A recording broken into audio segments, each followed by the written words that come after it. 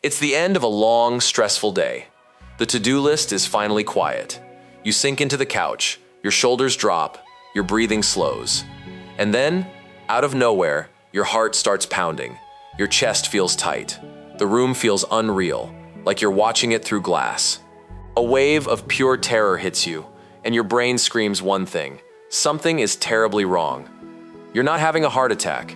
You're not losing your mind, but your body is reacting as if your life depends on the next 10 seconds. And here's the strange part. The calmer you get, the more dangerous your brain seems to think you are. In this video, we're going to break down exactly why that happens, and more importantly, how to stop it from happening again. If you've felt this before, you've probably asked yourself the same questions over and over. Is there something wrong with my heart? Am I losing control? Why does this only happen when I'm finally relaxed? Here's the truth. There's nothing wrong with you. There's something overactive in you, and it has a name. Think of your amygdala as a smoke detector. Its only job is to scream "fire" the moment it senses danger.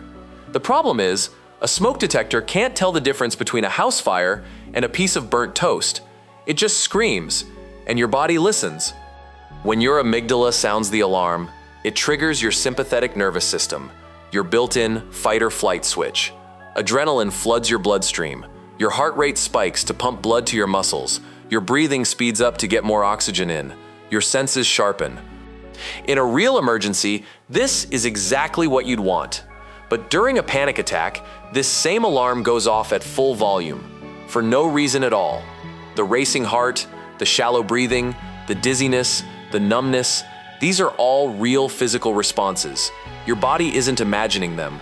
It's just responding to a fire that doesn't exist. So here's the question that actually matters. If there's no danger, what sets off the alarm in the first place?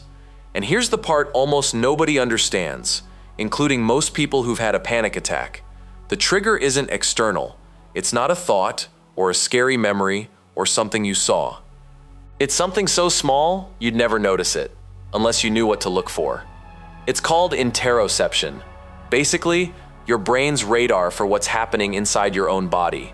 During a busy day, that radar points outward, toward deadlines, conversations, traffic. But the moment things go quiet, the radar spins inward, and it finds something. A slightly faster heartbeat, a skipped beat, a flutter in your chest, a wave of dizziness. Normally these are nothing. Your brain filters them out without a second thought. But if your nervous system has become sensitized through chronic stress, trauma, or even genetics, that harmless sensation gets flagged. The smoke detector goes off. And your prefrontal cortex, the rational part of your brain that should say, "Relax, that's nothing," gets completely overridden by the alarm. Within seconds, the full response kicks in. Adrenaline floods your system, your heart pounds, your breathing changes, and now you feel it, undeniably. And this is where the real trap is set. You feel your heart racing and think, "I'm having a heart attack." You feel dizzy and think, "I'm about to pass out," or lose control completely. Therapists call this the fear of fear, and it's the second, more powerful trigger. Now, your amygdala isn't just reacting to a fluttering heartbeat, it's reacting to terror itself. The alarm gets louder. The symptoms intensify, and just like that, you're locked in a spiral, one that started with something as small as a single skipped heartbeat. Most attacks peak within minutes. Then, slowly, your prefrontal cortex regains the wheel, your parasympathetic system kicks in, and your body powers back down.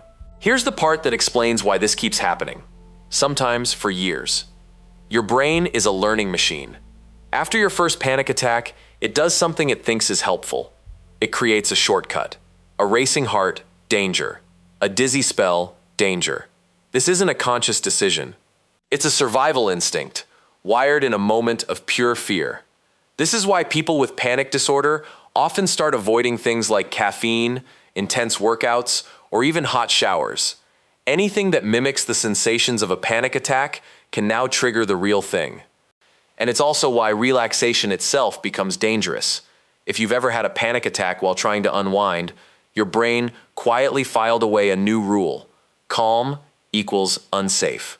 The moment your body starts shifting from tense to relaxed, your hypervigilant brain treats that shift like a 5-alarm fire. and tries to protect you by yanking you back into high alert. In other words, your brain decided that being on edge all the time is safe and letting go is dangerous. And if you're wondering whether some of this is genetic, yes, partly. Anxiety can run in families, and brain chemistry plays a role. But it's not a broken chemical you're stuck with for life. It's a learned pattern, which means it can be unlearned. That's exactly what we're getting into next. Here's the twist. Everything your instincts are telling you to do right now is making it worse. When you feel a panic attack building and you fight it, tensing up, trying to force yourself to calm down, desperately trying to make the sensation stop, you're sending your amygdala a message. This feeling is dangerous. Shut it down. That message confirms the false alarm. It throws fuel on the fire. So what actually works? The goal isn't to never feel these sensations again. That's not realistic, and it's not the point. The goal is to prove to your brain, through direct experience, that these sensations, as awful as they feel, are not dangerous. This is the foundation of cognitive behavioral therapy, and specifically a technique called interoceptive exposure. In a safe, controlled setting, you deliberately create the sensations of panic, running in place to spike your heart rate, spinning in a chair to feel dizzy, breathing through a straw to feel breathless. You let your brain feel the sensation without the disaster it's been expecting. Do this enough times, and something remarkable happens. The link between racing heart and emergency starts to weaken. You're not suppressing the alarm, you're retraining it. There's also a simple shift you can make the moment you feel an attack start. Instead of bracing for impact, you observe it. You name it. There it is. My heart's racing. This is adrenaline, my body's alarm system. It feels like danger, but it's not. It'll pass. That's it. That single shift from reacting to observing engages your prefrontal cortex. It pulls you out of pure fight or flight and into a calmer, more rational state.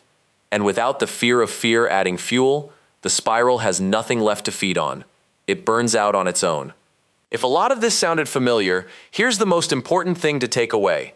This is treatable, and the two most effective tools are cognitive behavioral therapy and, in some cases, medication, both backed by strong evidence, and both things a licensed therapist can help you navigate.